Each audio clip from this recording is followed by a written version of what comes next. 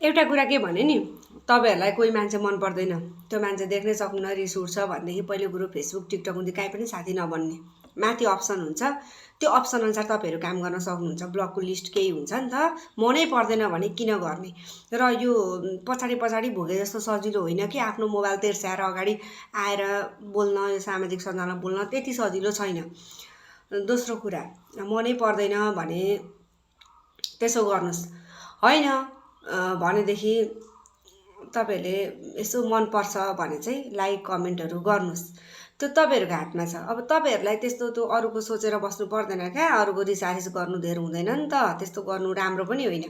तपाईहरु आफैलाई हानि पनि हुन्छ अलि बढी चाहिँ, हैन। अनि अर्को कुरा चाहिँ तपाईहरुले मन पर्छ भने लाइक कमेन्ट गर्नु त्यो पनि ठीक छ। अर्को कुरा चाहिँ रिसारिस आँखा तर्काउने फर्काउने काम गर्नु पर्दैन। तपाईहरुलाई पनि इच्छा लागेको आफ्नो हातमा सबैको हातमा आजभोलि मोबाइल हुन्छ, नेट जोडेकै हुन्छ घरमा, हैन। तपाईहरुलाई पनि आफूलाई लागेका कुराहरू तपाईहरुले आएर बोल्न सक्नुहुन्छ नि त, आफूले भिडियो बनाउन सक्नुहुन्छ क्या। अरूले आँखा तर्काउने फर्काउने पनि नगर्नुस् क्या। तपाईहरु त फोकटे एक बारको जिन्दगीमा त्यस्तो धेरै गर्नुपर्छ जस्तो मलाई लाग्दैन। इच्छा लाग्छ गर्ने, इच्छा लाग्दैन नगर्ने, हैन। अब लाइक कमेन्ट गर्न पनि मन लागेन, त्यो पनि तपाईहरुको कुरा हो, नगर्दा पनि भकै छ, हुन्छ पनि, त्यस्तो हो। तर मान्छेलाई ठिक्क मात्रै गर्नु राम्रो हो क्या, जे कुरा पनि।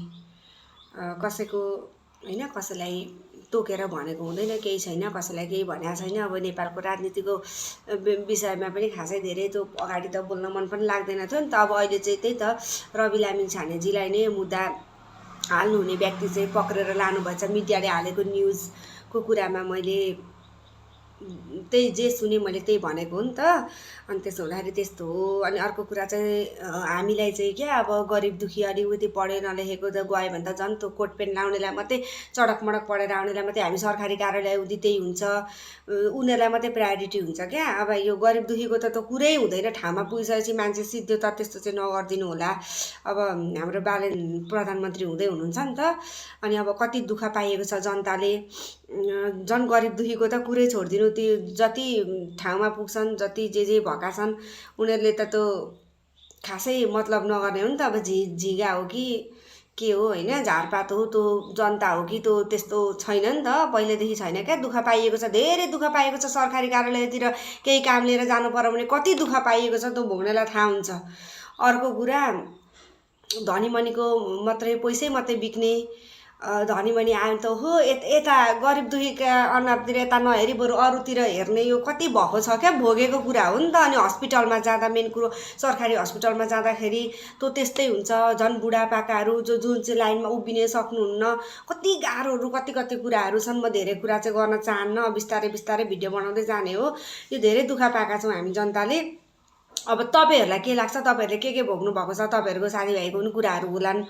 तपाईहरुले चाहिँ यो कुरालाई कसरी हुन्छ अलिकति निर्मूलतिर जानुपर्छ। विकास भनेको एकैचोटि हुँदैन, बिस्तारै बिस्तारै गर्नुलाई। यो चाहिँ बालेन सरकार अब बन्दै हुनुहुन्छ, उहाँको लागि र प्लस रवि लामिछाने जी मार्फत, अनि अब हाम्रो यो क्षेत्र नम्बर 5 बाट सबैभन्दा बढी मत ल्याएर विजयी हुनुभएको प्रकाश पाठकज्यू समक्ष यो भिडियो चाहिँ पुगोस् है, सबैजनाले सेयर गरिदिनु होला भन्न चाहन्छु। किनभने हामी जनताले दिएको भोट अनि त्यस पछाडि अब जितेर गइसके पछाडि तपाईहरुले गर्नुपर्ने कामहरू बिस्तारै बिस्तारैसँग यो कुराहरूलाई चाहिँ अलिकति निर्मूल गरे राम्रो हुन्छ। जो चाहिँ लाइनमा बस्न नसक्ने हुनुहुन्छ उहाँहरूलाई कसरी चाहिँ मिलाउने व्यवस्थाहरू हुन्छन् होला नि त। त्यसमा पनि हरेक कुराहरू छन्, प्रविधि छ, अहिले त प्रविधिको जमाना छ, त्यो अनुसारले चाहिँ कसरी हुन्छ छिटो छरितो सरल। जस्तो हामी पैसा तिरेर प्राइभेटमा गर्छौँ नि, त्यसमा त छिटो मिठो हुन्छ, हो त्यस्तै खालको चाहिँ बनोस् भन्ने मलाई पनि छ र तपाईहरुलाई पनि होला।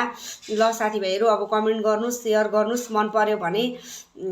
तपाईहरुलाई के लाग्छ त यो मेरो कुरा? ल फटाफट तल कमेन्ट गर्नु त।